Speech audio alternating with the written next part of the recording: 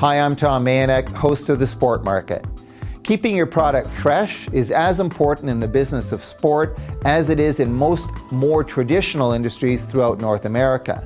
In sport, you don't want to change your rules, your bylaws, or other basic elements like you do underwear. But on the other hand, failing to stay connected to feedback from your paying customers by standing pat on all fronts is equally dangerous. There's definitely a balancing act. In that vein, it's interesting to see that Major League Baseball is about to undergo some significant cosmetic changes over the next 2 years, and that's always notable for a heritage game like baseball, which has changed over time as slowly as the movement of molasses.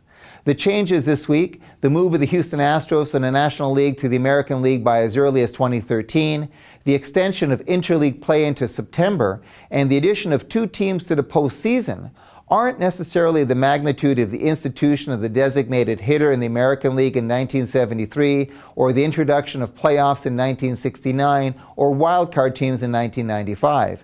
But the moves do take note. The move by the Houston Astros coincides with the sale of the team and puts them into the AL to create 2 symmetrical 15-team leagues. It will mean a lot of travel by the Astros to Los Angeles, Oakland, and Seattle on the West Coast, but it will also create a built-in rivalry with the Texas Rangers just up the road in Dallas.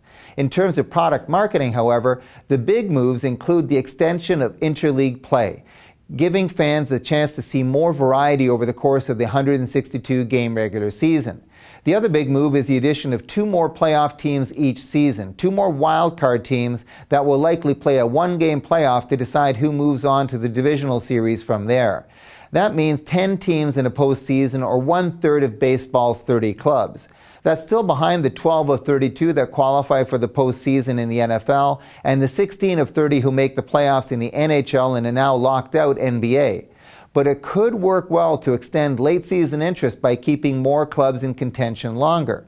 In my books, I think it's the interleague play that is the biggest move of all, and that will help ensure fans see more players from the big leagues each and every year. That variety could do as much or more than the 2 additional playoff teams to keep fans engaged over the course of the longest season in professional sport in North America.